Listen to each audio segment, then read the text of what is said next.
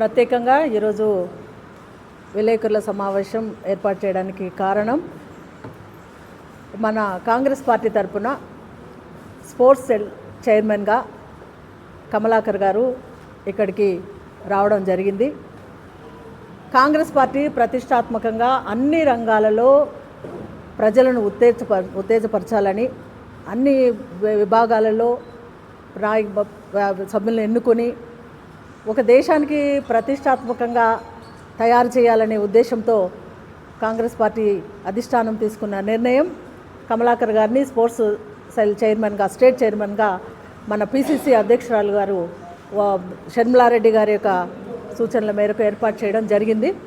వారు మన రాష్ట్రంలో గత 8 సంవత్సరాలుగా అన్ని నియోజకవర్గాల్లో తిరుగుతూ ఎవరైతే ఇంట్రెస్ట్గా క్రీడలకు సంబంధించి ముందుకు వస్తూ ఉన్నారో వారిని ఉత్తేజపరిచి, అదేవిధంగా అక్కడ ఉన్నటువంటి డిసిసి చైర్మన్లు, సిటీ ప్రెసిడెంట్లు, కాంగ్రెస్ కుటుంబ సభ్యులందరితో కలిసి ఆయా నియోజకవర్గాలలో స్పోర్ట్స్ విభాగాన్ని అభివృద్ధి చేయాలనే ఉద్దేశంతో వీరు పర్యటన చేయడం జరుగుతూ ఉంది. దానిలో భాగంగానే ఈరోజు మన కడప నగరానికి రావడం జరిగింది.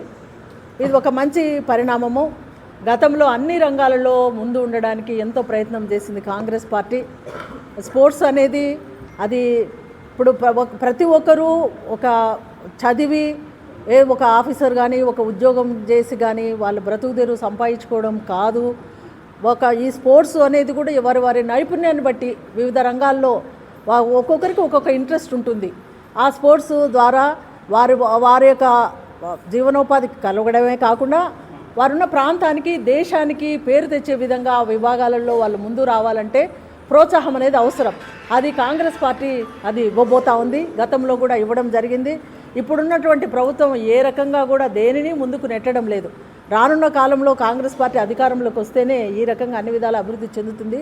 కాబట్టి ఈ స్పోర్ట్స్ విభాగాన్ని అభివృద్ధి చెందించాలనే ఉద్దేశంతో ఈ రకంగా వీరు రావడం జరిగింది. కాబట్టి ఎవరెవరైతే ఇంట్రెస్ట్ కలిగి ఉన్నారో వారందరూ వారి పేర్లు ఇక్కడ ఇచ్చినట్లయితే తప్పకుండా వాళ్ళని ముందుకు తీసుకెళ్లడం జరుగుతుంది. మనం చూస్తూ ఉన్నాం మన దేశం తరపున ఎన్ని క్రీడలు, క్రికెట్ కావచ్చు, ఫుట్బాల్ కావచ్చు, బ్యాడ్మింటన్ కావచ్చు, ప్రతి ఒక్కటి క్రీడలు వాళ్ళు ఆడి నైపుణ్యత ఉండేవాళ్ళు మన దేశంలో ఉన్నారు. తర్వాత ఎక్కడెక్కడ విదేశాల వాళ్ళు కూడా మన వాళ్ళని ఇన్వైట్ చేసి ఇక్కడ ఆడిపించి దేశానికి గర్వకారణం, దేశానికి ప్రతిష్ట తెచ్చే విధంగా క్రీడలు ఉన్నాయి. కాబట్టి దాన్ని ముందుకు సహకరించి ప్రతి ఒక్కరు ఎవరైతే ఇంట్రెస్ట్ ఉన్నారో వారందరూ సార్కు పేర్లు ఇచ్చినట్లయితే వాళ్ళు ప్రోత్సాహపరుస్తారు. అందరినీ ఆహ్వానిస్తూ ఉన్నాం. అదేవిధంగా ఈ సమయంలో ముఖ్యంగా ఇంకోటి కూడా చెప్పదలుచుకుంటున్నాం. ఈ రానున్న ఎలక్షన్స్ జరగబోతూ ఉన్నాయి. నోటిఫికేషన్ వచ్చింది. కడప నగరంలో తప్పకుండా మనం కాంగ్రెస్ జెండా ఎగురేయాలనే ఉద్దేశంతో ఇప్పటి నుంచి పనిచేయాలనే ఉద్దేశంతో మా టీం అందరినీ కూడా ఈరోజు మీటింగ్ ఏర్పాటు చేయడం జరిగింది.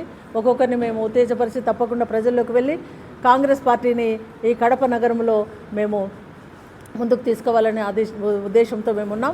ముఖ్యంగా ఇప్పుడు వచ్చిన ఉద్దేశము కమలాకర్ గారు, చైర్మన్ గారు, వారు ఏమేమని దాని గురించి వివరంగా మీకు అందరికీ వివరిస్తారు. Thank you one and all. మరియు కాంగ్రెస్ పార్టీ నాయకులకు, కార్యకర్తలకు అందరికీ కూడా నా నమస్కారాలు. నా పేరు జీబీబీఎస్ కమలాకర్ రావు. నేను కాంగ్రెస్ పార్టీలో ఏపీసీసీ స్పోర్ట్స్ సెల్ చైర్మన్గా ఉన్నాను. ఈ రోజున మా అధ్యక్షురాలు శ్రీమతి వైఎస్ షర్మిలారెడ్డి గారి ఆదేశాల మేరకు స్పోర్ట్స్ కోసం స్టేట్ టూర్ అనేది స్టార్ట్ చేయడం జరిగింది. ఆల్రెడీ ఇది 8th డే. నెల్లూరు, తిరుపతి, చిత్తూరు, హిందూపూర్, అనంతపూర్, కర్నూలు, నంద్యాల ఇప్పటివరకు కంప్లీట్ అయ్యాయి. ఈరోజు కడప రావడం జరిగింది. వైఎస్ఆర్ డిస్ట్రిక్ట్ కడప అంటే ఆంధ్రాలోనే కాదు, ఇండియాలోనే కాదు, ప్రపంచంలోనే ప్రతి ఒక్కరికి గుర్తొచ్చేది మన వైఎస్ రాజశేఖర రెడ్డి గారు. ఈ విషయం చెప్పడానికి మేము అందరం కూడా కాంగ్రెస్ పార్టీ తరఫున ఎంతో గర్వంగా ఫీల్ అవుతాం. ఎందుకనంటే రాజశేఖర రెడ్డి గారు ముఖ్యమంత్రి అయిన తర్వాతే ఆంధ్రప్రదేశ్కి ఒక గుర్తింపు అనేది తీసుకొని వచ్చారు. పేదవాళ్ళు హాస్పిటల్కి వెళ్ళడం అంటే, పెద్ద హాస్పిటల్కి వెళ్ళడం అంటే ఆ రోజులు ఎవ్వరికీ తెలియదు. మరి ఈ రోజున ఆరోగ్యశ్రీ తీసుకొని వచ్చి ప్రతి పేదవాడు ఆరోగ్యంగా ఉండాలి, ఎలాంటి ఇష్యూ వచ్చినా ఎలాంటి ప్రాబ్లం వచ్చినా ఎంత పెద్ద ఆపరేషన్ అయినా కూడా పేదవాడికి ఫ్రీగా అందించాలనే థాట్ కానీ అది అమల్లోకి తీసుకురావడం కానీ అది ఒక్క రాజశేఖర రెడ్డి గారు కడప జిల్లా నుంచే స్టార్ట్ అయింది. ఇలా చెప్పుకొని పోతే రాజశేఖర రెడ్డి గారు చేసినవని చెప్పుకోవడానికి ఒక రోజు కూడా చాలదు, 2 రోజులు కూడా చాలదు. అంత గొప్ప వ్యక్తి ఈ కడప జిల్లా. అలాంటిది నాకు ఈరోజు చాలా చాలా బాధగా ఉన్నది ఏంటంటే, మార్నింగు మన కేకేసి టీము అండ్ స్పోర్ట్స్ టీము గ్రౌండ్కి వెళ్ళాం. శ్రీనివాస్ గారు, నేను, కమల్ బాషా, జబీరు, సమీరు, జోహరాన్ మేము అందరూ కలిసి వైఎస్ఆర్ స్టేడియంకి వెళ్ళడం జరిగింది. అక్కడ ఎంత దారుణమైన పరిస్థితి ఉందంటే, గ్రౌండ్ అంతా కూడా హాకీ గ్రౌండ్ చేస్తారంట. 7 కోట్ల రూపాయలు ఖర్చు పెట్టి హాకీ మ్యాట్ వేశారు అక్కడ, అంతే, ఓపెన్ చేయలేదు. ఆ చుట్టూ వాకింగ్ కొద్దిగా సీనియర్ సిటిజన్స్, గవర్నమెంట్ ఎంప్లాయీస్ కొంతమంది వాకింగ్ చేస్తున్నారు అంతే.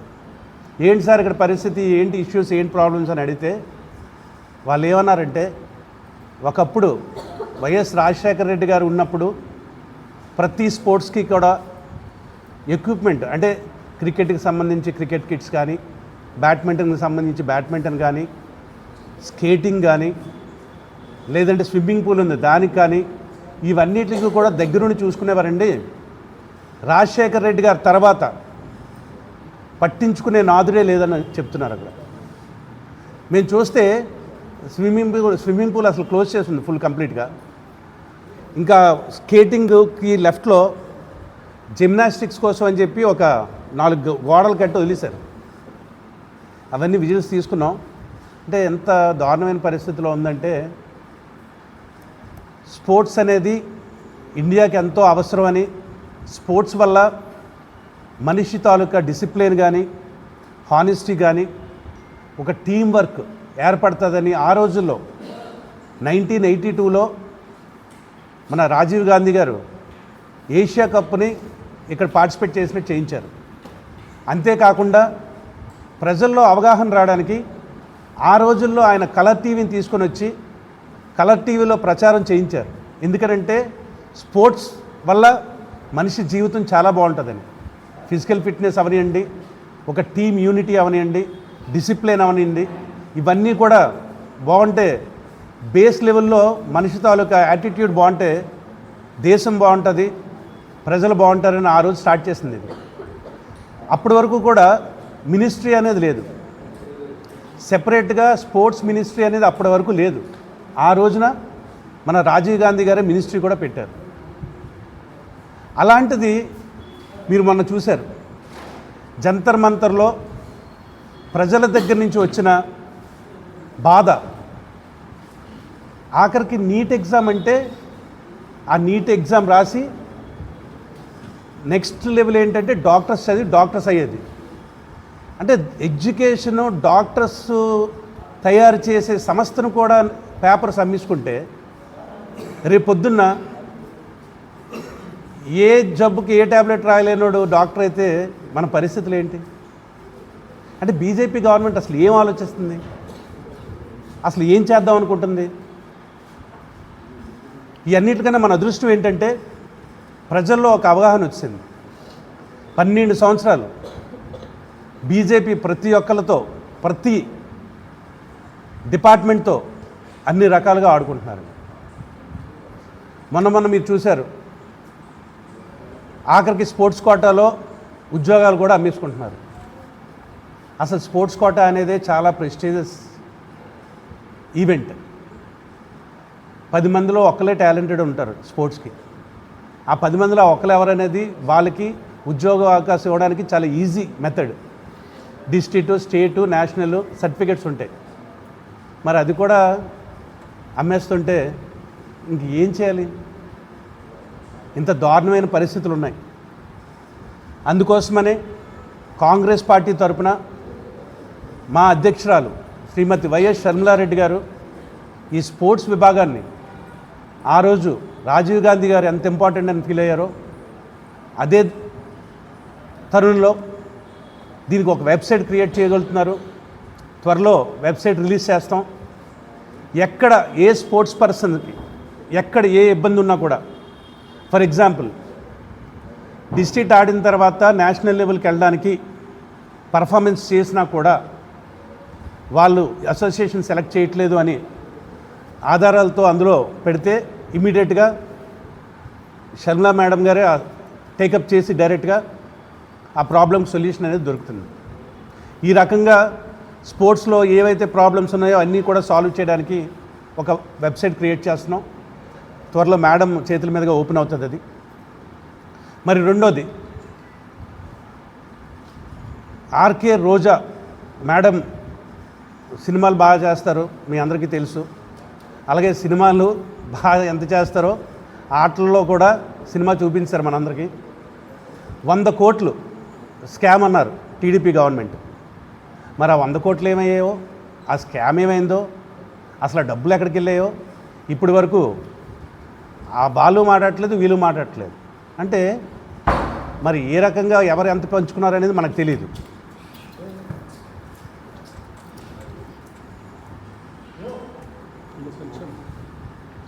వాళ్ళు కోట్లు పంచుకున్నారు, వీళ్ళు వచ్చిన తర్వాత అంటే హాస్యాపదం ఏంటంటే ఈరోజు ఆంధ్రప్రదేశ్కి స్పోర్ట్స్ మినిస్టర్ ఉన్నదని ఎవరికీ తెలియదు.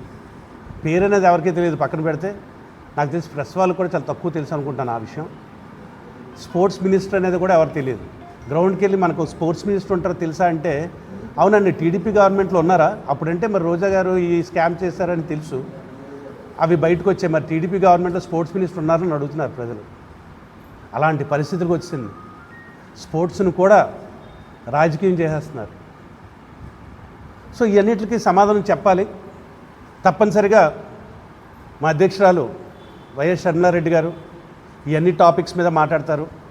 ప్రథమంగా వైఎస్ఆర్ స్టేడియం ఏదైతే ఉందో అది ఇమీడియట్గా కూడా దాని మీద కంప్లైంట్ రైజ్ చేసి మేడంతో, షర్మిలారెడ్డి మేడంతో ముందుకు తీసుకెళ్ళి, అలాగే ఇక్కడ డీసీసీగా మన జ్యోతి మేడం, అందరూ అక్క అని పిలుస్తారు, జ్యోతక్క అనేది యూనివర్సల్ నేమ్. ఆవిడకి ఎంతో కష్టపడతారు, టీంను ముందుకు తీసుకెళ్తారు, ఏదైనా ఒక ఇష్యూ మీద ఫైట్ చేయడానికి వెనకాడరు.